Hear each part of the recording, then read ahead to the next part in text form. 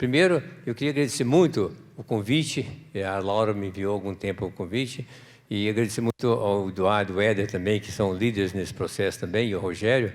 Mas eu fiquei pensando o seguinte, por que fazer uma palestra de abertura do evento tão importante como esse aqui?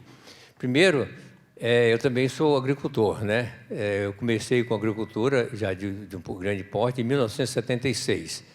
Foi quando fiquei muito atento para essas questões de sustentabilidade, em função da gente usar muito adubo químico solúvel. E isso, todos nós sabemos, além do custo envolvido, tem também perdas relativas e impacto. Eu lembro bem, na época, nós buscamos gesso lá em Cubatão. Eu tinha um 1113, um caminhãozinho 1113, não tinha a BR-050 ainda, e então fazia via Goiânia para buscar para subir na Serra do Mar com 12 toneladas de gesso em Cubatão. A vantagem na época é que eles pagavam para você buscar, né, porque era lixo. Mas todo mundo era contra, inclusive o Malavolta, eu consultei na Exalc uma época, falei, você vai perder o seu potássio. Eu falei, bom, entre perder potássio e produzir, eu prefiro perder o potássio, né? Claramente, a Embrapa estava nascente na época, né? E ainda, mas os pesquisadores da época era realmente meio contra a ideia. Mas a visão que tinha como... eu tenho um pouco de formação básica na área de química, e a minha atividade profissional é bioquímica. Eu sabia que o cálcio de calcário, que é o minério, ele custa muito a lixiviar. E o cálcio do sulfato de cálcio, que é um sal, ele lixivia mais rapidamente e, obviamente, ajuda a aprofundar a raiz, e com isso você consegue ter uma produtividade menor. A Embrapa estava nascente ainda na época, e graças a dois grandes amigos, o João Pereira, que ajudou a montar o centro, da Embrapa do Cerrado, e eles viram os dados na prática, e, na verdade, estava começando os gaúchos a subir, né? Porque o meu plantio foi, achei, o primeiro plantio de soja e milho na região, e, com isso, eles viram que a minha soja, que estava plantada com gelo, deu um veranico de sorte, deu 30 dias de veranico, sem chuva nenhuma, e ela ficou verdinha. E o vizinho, a soja morreu, porque ele tinha voltado calcário. Aí, então, a Embrapa veio, cavou e viu que a raiz aprofundava e, graças a Deus, então, começou o processo de gessagem. Até brinquei com o Malavolta, ele era contra gesso. Depois, ele começou a publicar muito sobre gesso e transformou o líder de pesquisa em gesso. Então, mais ou menos para contar rapidamente essa história. Mas, e além disso, muito antes de eu entrar na vida como professor, etc., a gente ia em Viçosa, muito contato com o pessoal da geologia de Ouro Preto, que é uma bela escola de Minas, Metalurgia e Geologia. E o Marcelo Guimarães, um grande geólogo, já questionava muito a lógica dos adubos solúveis em solos tropicais. E, aliás, o Marcelo foi do DNPM e foi um dos que trabalhou muito na questão do uso do fosfato natural. Aí, então, conversando com o Marcelo, nós fizemos um trabalho de buscar fosfato em Araxá e fazer a fosfatagem com apatita. E o mais interessante é que... mas o Banco do Brasil não financiava apatita, de jeito nenhum. Tinha que ser super simples, ou então termofosfato e iorim.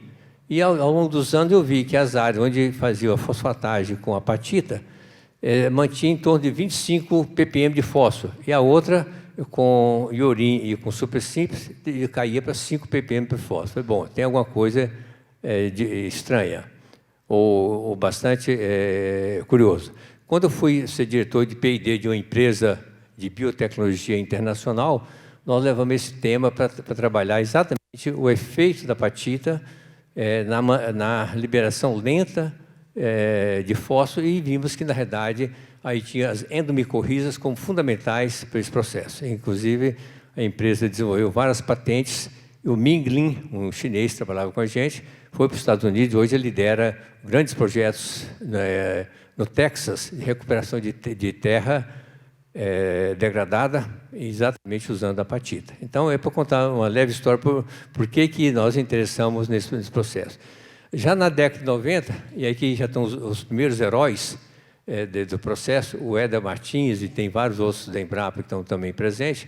Eu estava no CNPq como diretor da diretoria de programa especial, e aí, como a gente tinha caneta, tinha um caixa, a diretoria minha gerenciava 80 milhões de dólares. Eu tinha a caneta na mão, claro, eu financei um projeto grande envolvendo a UNB, a Embrapa e outras, acho que Lavras e outras universidades, e fizeram o primeiro experimento com carbonatito.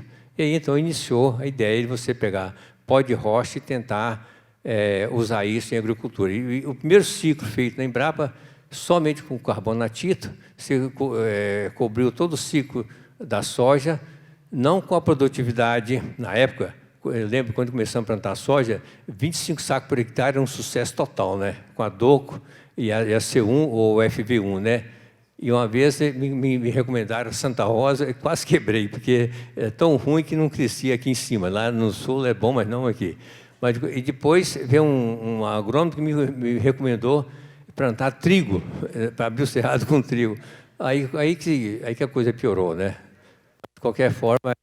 Bom, então, em termos formais, eu queria só mostrar o seguinte. Na realidade, eu botei aqui PhD, só para contar a primeira piada sobre PhD. Na realidade, tem uma pessoa muito amiga que me ajuda a fazer essas transparências. Eu sou meio ruim nesse problema de computador. O professor Nal, nosso pró-reitor de pesquisa e pós-graduação aqui, esse era um grande expert. Mas aí eu disse, por que PhD? Primeiro, vou contar a piada do PhD e dizer o que está por trás da piada.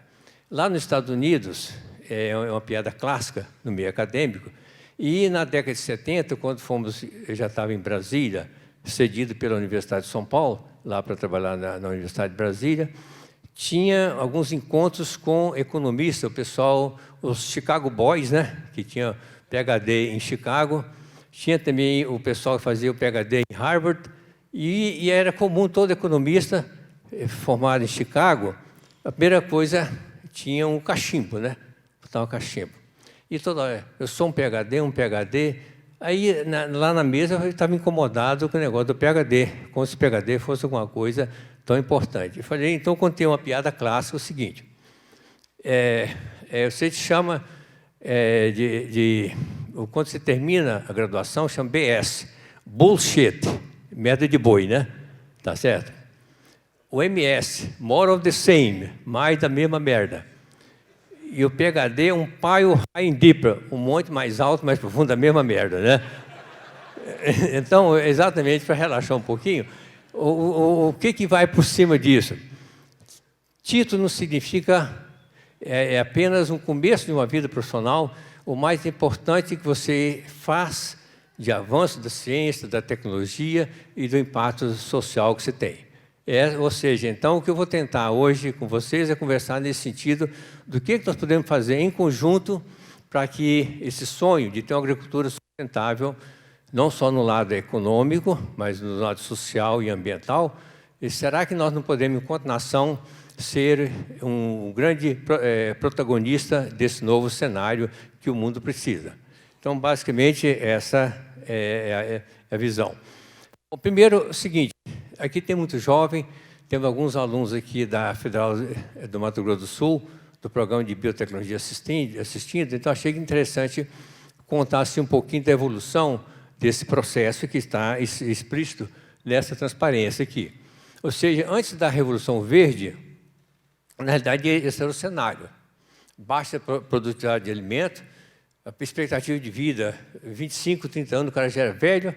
Eu estou com 79, estou extremamente jovem ainda tenho para projeto mais 30 anos. Isso seria impensável, digamos, isso há 100 anos atrás.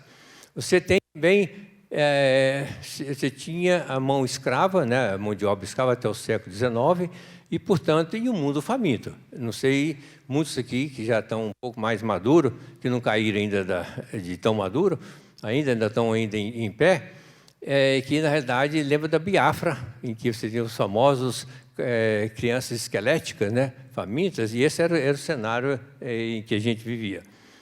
Bom, e aí, mas houve um processo evolutivo, e aí a ciência evoluiu, e eu quero deixar claro de que sem conhecimento nada vai para frente. Portanto, a presença do nosso reitor aqui da Federal do Mato Grosso do Sul, a quem eu prezo muito, é importante como símbolo de que sem conhecimento não nada vai. E também os técnicos do Embrapa, do Instituto Federal, acho que o conhecimento é fundamental, desde que a gente tenha a capacidade de fazer um diálogo entre quem usa lá na frente e também quem gera o conhecimento. E aqui estão os marcos históricos, né, de que desde Mendel, inclusive o Darwin foi muito importante para desenvolver o conceito de seleção de espécies, de variedades, e também os conceitos de genótipo, fenótipo, e mais tarde, quando o Nilsson desenvolveu todo o processo de produção de híbridos. Em seguida, você também tem a DeKalb, foi a primeira empresa a produzir híbrido, usando exatamente o poder da recombinação genética para aumentar a produtividade. Obviamente, e aí, outro cara que teve um papel importante foi o Norman Borlaug, que no trabalho no México, né, inclusive fazendo o melhoramento genético de trigo, foi muito importante. E mais na década de 70, a transgenia, e com a geração dos OGM. Aí eu queria contar uma segunda piada.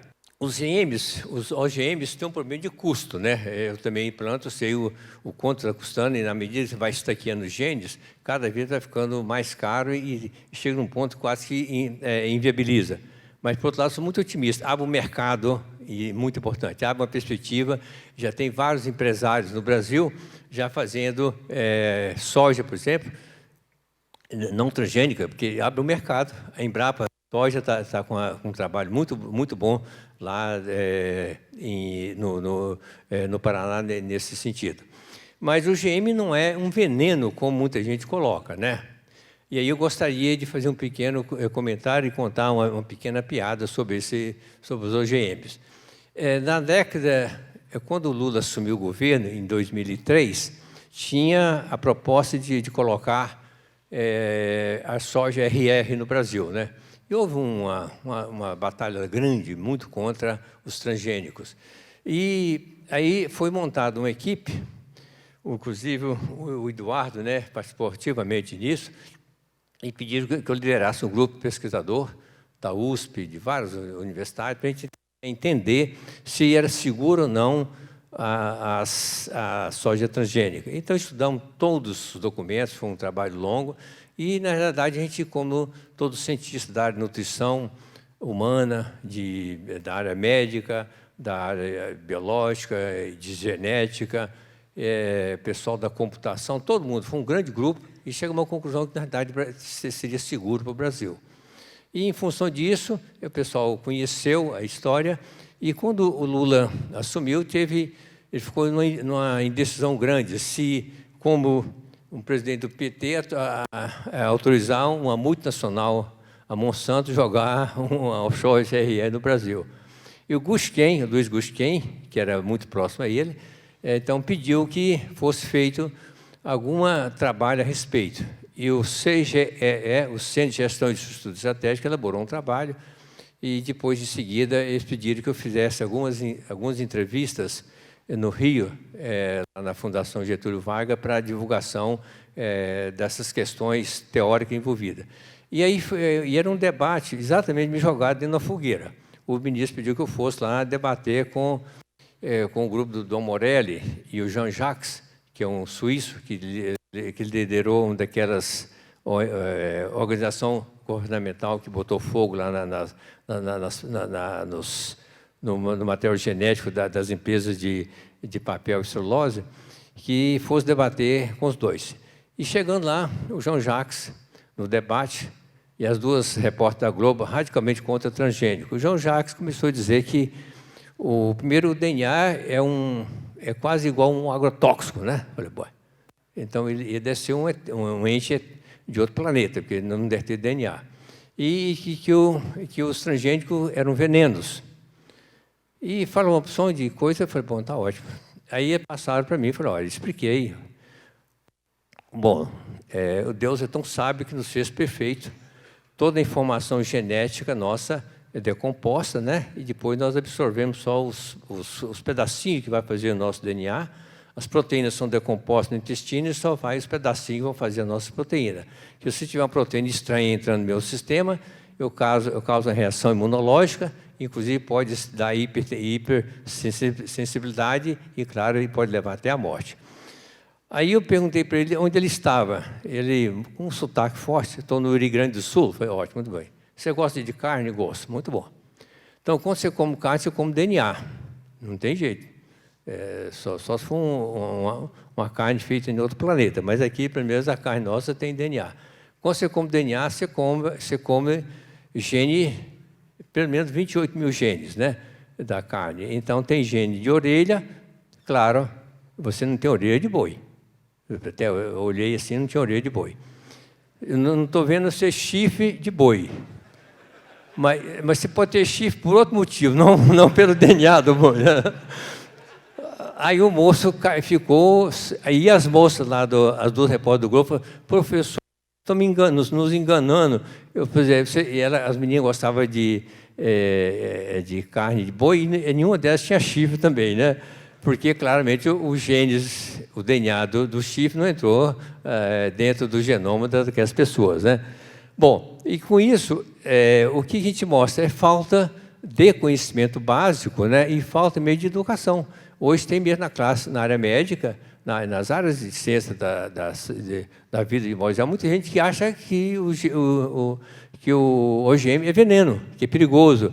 Tem gente não compra soja transgênica porque é perigoso. Claro, nós decompomos todos os DNAs, todas as proteínas da soja transgênica. Não é isso o problema a ser discutido.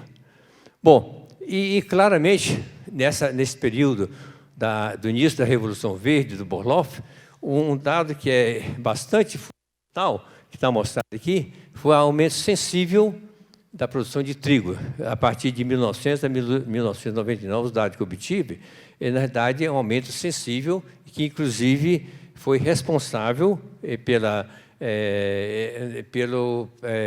aumento da fornecimento de alimento em termos mundiais.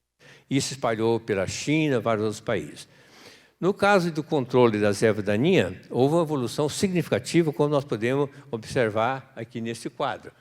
Você tem desde a parte inicial da humanidade, arrancar a erva com a mão, você eventualmente usar algumas ferramentas muito rudimentares, e depois teve, já no século XX, já começou, então, toda a parte de implemento de tração animal, depois o controle biológico de ervas, algum fungo, ou bactéria que comia uma planta que atacava. Em seguida, também o controle químico com o surgimento do 2,4-D e do MCPA.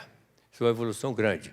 E, sem dúvida nenhuma, eu queria só fazer um comentário. Essa é a evolução que a gente tem que saber que, desde o século XIX, o uso inicial se usava o clorato de sódio, usava até arsenito de sódio como herbicida. Era realmente uma dose, um impacto ambiental brutal. Usava, inclusive, queimar querosene, jogar óleo como controle biológico. Ou seja, a ciência foi capaz de evoluir, passar de um controle químico altamente impactante, como o clorato de sódio e também o arsenito de sódio, e também os óleos, que era usado também para o controle, para moléculas muito mais amigáveis, e o 2,4-D foi uma dessas moléculas que surgiu nessa época. Deixa eu ver se tem... Bom, eu vou voltar um pouquinho. Então, sobre herbicida.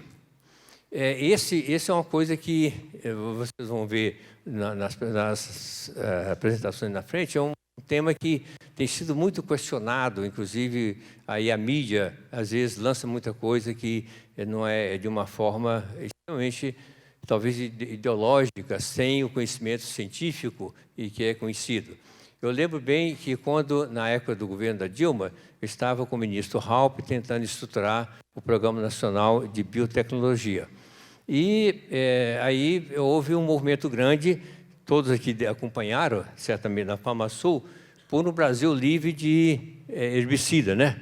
Então, teve lá o MST tinha dentro da Casa Civil, um escritório dentro da Casa Civil, e fizeram uma reunião no auditório, quase do tamanho desse aqui, com o pessoal para um Brasil livre de herbicidas. E jogaram a mim e também a Helena Nader, presidente da SBPC, para esse debate. E a primeira coisa foi uma moção aprovada por uma aplauso para cancelar todos os herbicidas do Brasil. Parar com herbicida. Eu falei, puxa vida, então não está nada, vai ser difícil. Eu falei, olha, qual a alternativa? Não, acabar com o herbicida. Qual a alternativa? Sem alternativa. Então, eu sugiro duas alternativas. Primeiro, nós importamos escravos, né? Na África, arrumar algum tipo... Índio tem pouco, né? Mas primeiro arrumar escravo para a gente, então, capinar as lavouras. Ou então, comprar 6 milhões de enxada e cada um ir para o campo capinar. Aí sim, nós podemos então, mudar o cenário. Eu estou dizendo isso porque, na verdade, falta um conhecimento científico que todo é um processo evolutivo. Você olhar, por exemplo, os herbicidas iniciais, quem está em lavoura mais tempo, quando usava trifuralina, por exemplo, você gradeava, passava trifuralina, chovia, a água entrava no rio, os peixes morriam, ficavam branquinhos de peixe morto. Claro, a ciência evoluiu e hoje temos moléculas bastante amigáveis, inclusive se critica muito as moléculas atuais, mas na verdade tem uma evolução científica contínua. E, claro, cada vez mais a ciência, através dos trabalhos feitos nas empresas, nas universidades, no Instituto de Pesquisa, cada vez estamos evoluindo mais. E, claro, isso é um processo contínuo. E, obviamente, compete a nós, como cidadão e como produtor também, você tentar buscar as informações todas para usar as moléculas mais amigáveis possíveis dentro da agricultura. E está evoluindo muito. Inclusive, tem também alguns trabalhos na área de alelopatia, que certamente vai encontrar algumas moléculas extremamente interessantes, com um impacto ambiental bastante mais reduzido. Bom, com referência aos fertilizantes, a gente, claro, você tem todo um processo de evolução nessa área. Eu lembro bem, quando jovem ainda, você não tinha adubo químico, você derrubava a mata, né, queimava, você tinha cinza, você então cultivava exatamente com o adubo da cinza, o potássio, etc. E já a partir de 1800, começou a primeira iniciativa de você ter a produção de fósforo solúvel, sobretudo a partir de osso e de apatita também. E ainda no século XIX teve a primeira produção na Alemanha de fósforo solúvel. Isso foi um processo evolutivo.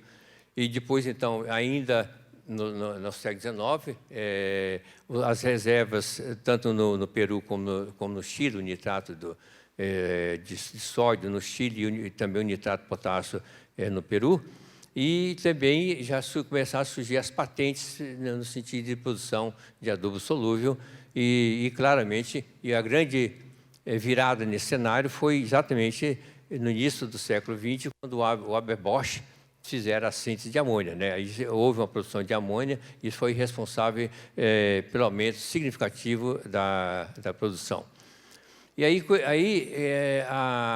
surgiu, então, toda essa evolução de você ter melhoramento genético, adubos mais solúveis que pudessem ser mais aproveitados pelas plantas, a ideia da Revolução Verde. E a ideia da Revolução Verde foi exatamente pelo William Godler, que propôs essa lógica de se ter uma Revolução Verde, e isso foi ainda em 1968 propôs. Apesar dela ter começado efetivamente na década de 40 com o melhoramento genético do trigo, que foi digamos, um ponto de virada no aumento da produção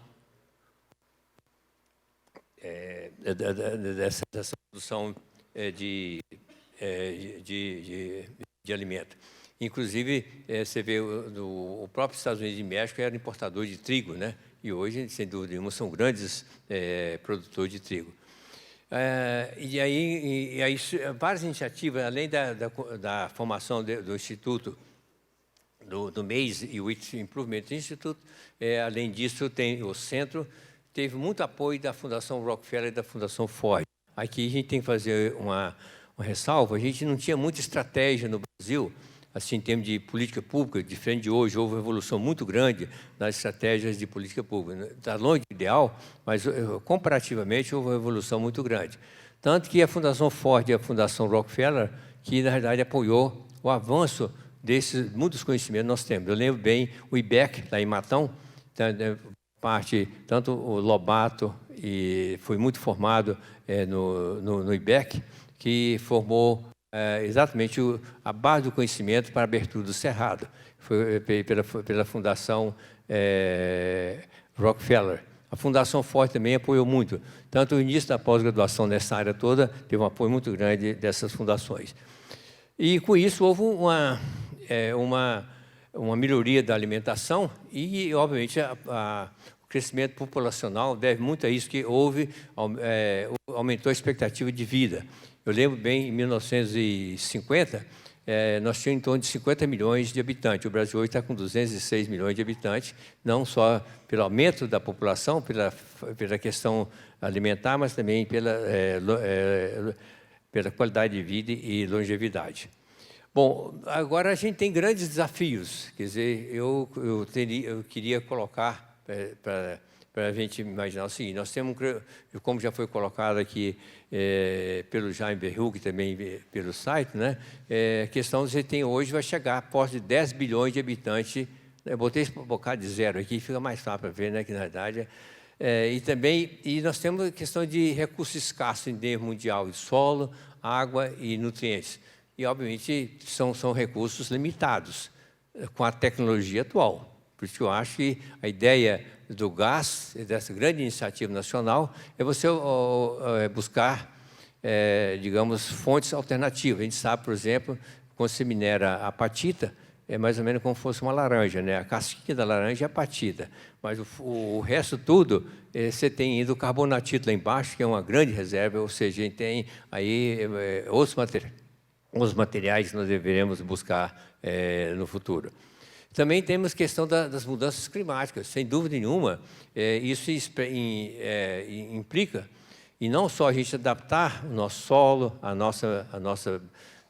nosso sistema microbiológico e tudo, mas nós temos também que tentar novas espécies. Eu acho, viu, Jaime, eu acho que nesse sentido, eu apelaria muito os estados todos aqui presentes, e, sobretudo, o estado de Mato Grosso do Sul, a tentar ver das espécies aqui hoje, não só para alimento, mas para energia, para outras fontes, começar a trabalhar com as espécies que nós temos aqui.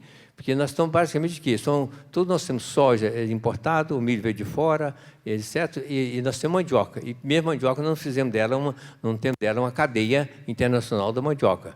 O açaí, por um esforço grande feito, já é uma cadeia que tem um certo impacto. Mas eu imagino que, nesse sentido, nós temos uma possibilidade muito grande. Eu acredito muito que é importante, não ter desafio de você ter justiça e paz social, e cada nação vai ter um papel fundamental nesse cenário. E aí você tem o Suminata, ele desenvolveu uma ideia algum tempo atrás da Revolução Sempre Verde, no sentido não só de produtividade, mas no sentido social e no sentido ambiental.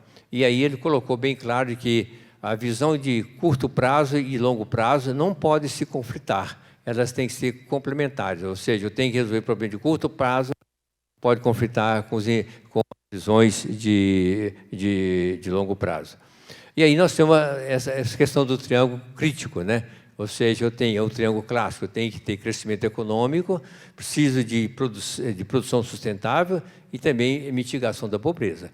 Esse é um grande desafio da humanidade, que não adianta nós termos grandes riquezas se, eventualmente, eu tenho circundado de uma massa de pobre, que certamente isso não tem nem paz e nem justiça social, como nós estamos vendo, não só no Brasil, mas no mundo todo. E aí eu queria só fazer um comentário. Aí você tem o tripé da sustentabilidade. Eu queria fazer um agradecimento especial ao professor Romanelli, Tiago Romanelli, da Exalc, lá da Universidade de São Paulo, da Luiz de Queiroz, que, inclusive, me cedeu algum desses slides.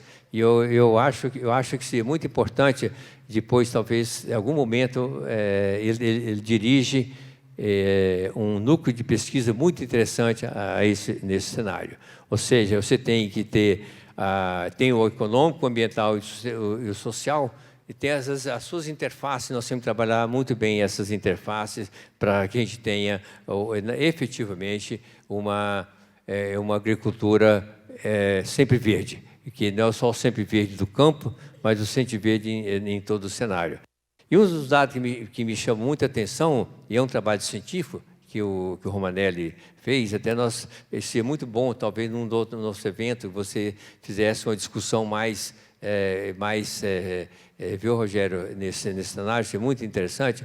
Você vê que, por exemplo, quando você olha aqui, o nitrogênio, nesse período de 61 a 2016, houve um aumento percentual de consumo de 7.830%. Mas, quando você olha o aumento da produção relativa, é bem menor. Ou seja, você construiu muito adubo solúvel e o impacto sobre o processo produtivo não é condizente.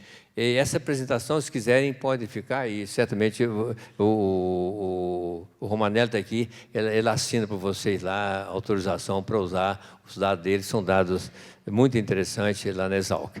E uma coisa que eu achei muito interessante foi esse gráfico que você gerou, tem, obviamente, um trabalho de fôlego, e que você mostra de que, na realidade, ao longo dos anos, quando usava pouco nitrogênio, você tinha a produção de cereal miligrama de cereal por miligrama de nitrogênio era mais alto e hoje está caindo. Você usa muito adubo, mas, na realidade, quando você... não estou falando em produtividade, eu estou falando da quantidade de massa que se obtém por quantidade de nutriente colocado. Bom, aí eu achei muito interessante quando o Eduardo me mandou essa sua apresentação, Eduardo. Achei interessante, eu estava acompanhando, participei do primeiro fórum em Goiânia, mas não estava acompanhando a evolução do gás. Eu queria parabenizar pela iniciativa, acho que é uma grande iniciativa, e isso, obviamente, é uma das coisas que eu achei interessante. Eu vou passar isso mais rapidamente, o Eduardo certamente falar bem melhor do que... no sentido de que você tem todo esse complexo, planta, micro-organismo e solo. Isso é um sistema fantástico da gente dominar cientificamente e tecnologicamente de como eu posso trabalhar essas questões para eu ter, então, um sistema sustentável. E aí é ciência mesmo, mas é ciência no sentido não só de gerar dados científicos, mas, sobretudo, fazer o que a Embrapa fez no início da sua existência. Pesquisação, pesquisar e agir. Então, acho que talvez esse é um cenário importante. Foi muito importante o papel que a Embrapa teve na época. Você tinha alguns dados e, junto com o setor privado, você ia jogando o campo e aprendendo em conjunto. Então, na realidade, acho que esse retomar desse papel das universidades, os institutos de pesquisa, ter ideias, visões e tentar fazer testes e, certamente, com a plateia como essa, de produtores criativos que querem ver uma agricultura sempre verde, nós podemos ter um impacto muito grande no país.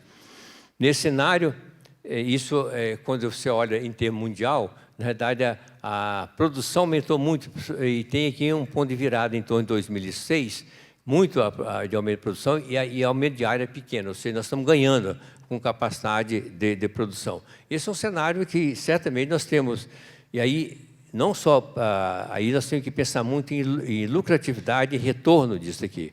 E, obviamente, a iniciativa hoje em curso vai ser muito importante nesse cenário aqui. Eu queria também discutir um pouquinho, porque o Brasil está assim, levando chumbo de todo lado, apenas por falta de informação cientificamente construída. Eu recebi o Benjamin, lá de Minas, e ele também tem um grupo que tem estudando muito isso, esse tipo de análise que não é muito comum apresentado. O quanto você gasta em dólares por hectare de defensivo agrícola. Obviamente, surpreendentemente, quem mais gasta o Japão e a Europa. Surpreendentemente. E aqui, ó, o Japão é 455 e o Brasil está aqui com 100 e alguma coisa aqui. Ou seja, esse dado é público, vocês podem consultar aqui, tem um site e analisam isso. Porque quando você vê a imprensa, aparentemente o Brasil está jogando defensivo como se estivesse de uma forma irresponsável. E na realidade, os nossos críticos maiores são os europeus, são campeões nesse cenário.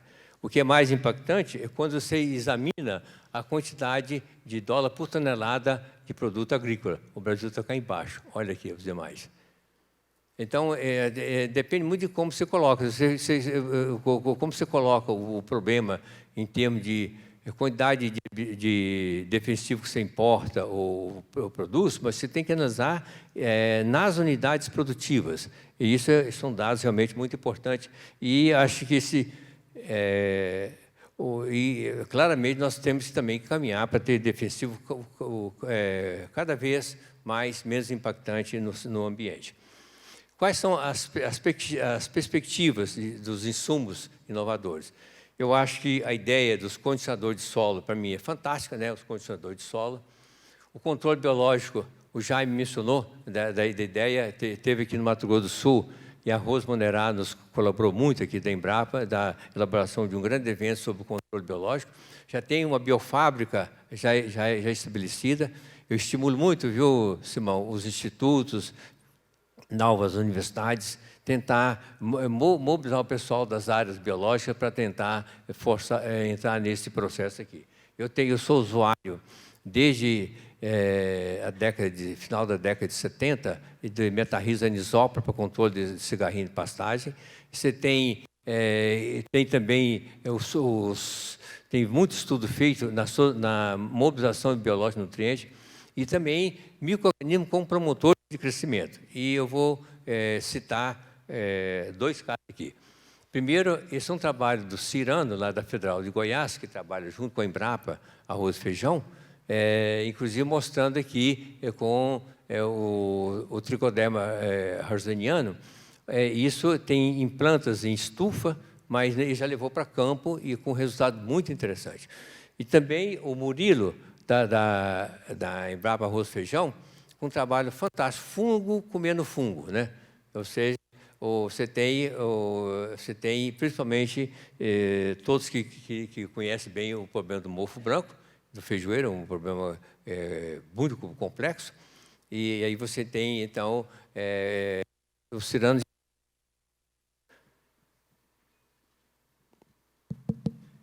Inclusive o Murilo participa também do grupo lá da Embrapa, 340 isolado de tricoderma e molecularmente identificado que faz um belo trabalho em vários aspectos, inclusive da agricultura do alho já tem inclusive hortaliça.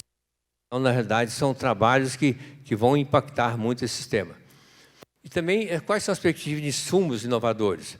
Eu acho que também você tem aí, nesse cenário, provavelmente, nós vamos pensar muito em sistema de liberação lenta, novas ferramentas para melhoramento genético. A edição de genoma é uma realidade que deve se concretizar, e, obviamente, o Brasil não pode ficar fora desse cenário, né? Senão nós vamos ficar na transgenia também a reboque. E aí, como a edição de genoma é uma ferramenta, tem um problema patentário a ser resolvido, mas já tem alguns acordos feitos. E também acho, sobretudo, questão de fazer os pactos. Acho que é muito importante a ideia, sobre o lado social, de ter pactos de maneira que possa mobilizar as lideranças, e esse é um fórum que eu imagino importante para atingir esse objetivo. E isso, eu queria agora discutir um pouquinho, mais um pouquinho dentro da minha praia atual, que seria o ambiente para fazer pesquisa, desenvolvimento e inovação. Então, primeiro, eu acho que a Embrapa, quando foi criada, ela teve um eixo condutor, que era a importação de alimento. Isso que mobilizou toda a sociedade, mobilizou as universidades, inclusive a própria Embrapa era coordenador do Sistema Nacional de Pesquisa Agropecuária, que mobilizava as universidades, todo mundo, para resolver um problema. Os jovens precisam saber disso, e se quiserem, tem no YouTube alguns vídeos, inclusive um que pediram para eu gravar, quando eles me concederam a medalha dos heróis da Revolução Verde, né? Em que eu retrato um pouquinho a conversa minha com o Paulinelli, ainda em 1974, em que o Brasil até leite importava. Vinha um navio com leite em pó, dissolvia, botava nas garrafinhas e distribuía. Importava trigo, soja, milho. Quando o navio americano não desembarcava aqui para entregar o milho, a pecuária leiteira caía, que era pequena, a produção de suíno caía e a avicultura pior ainda. Então, o frango era só alimento para o domingo e para as parturientes, né? Porque era tão caro que você não tinha produção de milho. Isso foi o desafio que a Embrapa fez e deu conta do recado. E todos sabem perfeitamente desse grande impacto que teve. E aí eu queria só fazer uns últimos comentários. E, na realidade, nós estamos num cenário mundial em que a gente tem mudanças ao longo do tempo. A mudança política é muito pouco. São muitos conservadores políticos. Eles não querem mudar. Então, no mundo todo é comum. Os homens de negócio é um pouquinho melhor, mas não são muito ousados.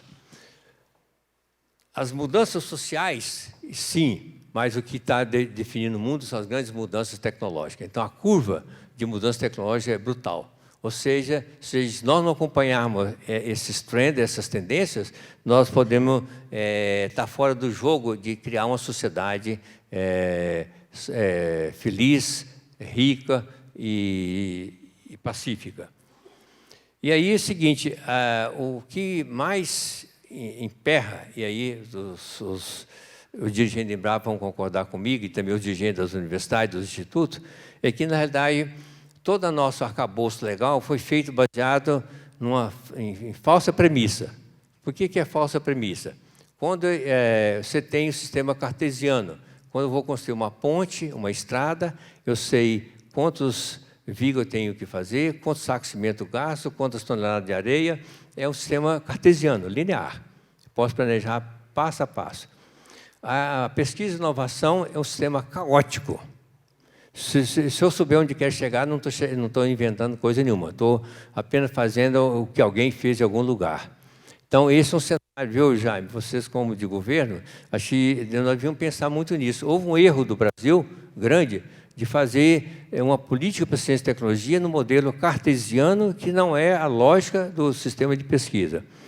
E aí o processo de criatividade depende basicamente de ter flexibilidade de ação, tem que ter agilidade, tem que ter flexibilidade, continuidade e agilidade.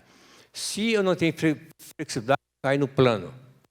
E se eu perco a agilidade, cai no outro plano e não sai do lugar. Então, se esses três não forem trabalhados no arcabouço legal, nós não vamos conseguir fazer as mudanças tecnológicas e também a inserção do Brasil numa economia competitiva internacional.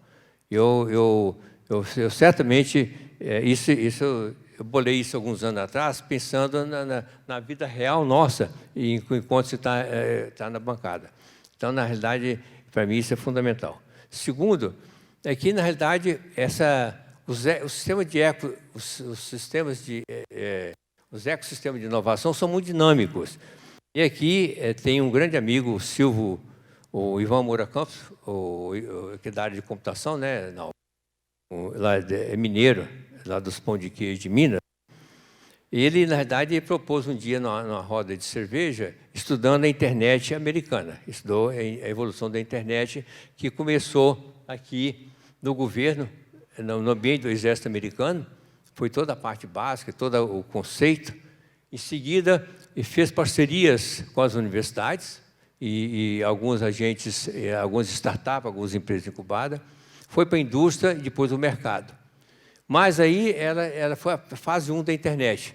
Mas depois teve outros avanços. De novo, o governo entrou, bancou esse avanço, fez as parcerias, foi para a indústria e assim por diante.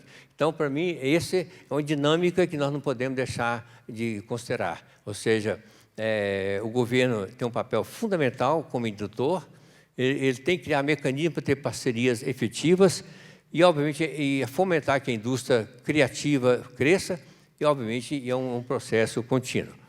E, com isso, eu queria terminar fazendo apenas uma coisa. Eu tenho várias opções. Eu vou oferecer a primeira opção.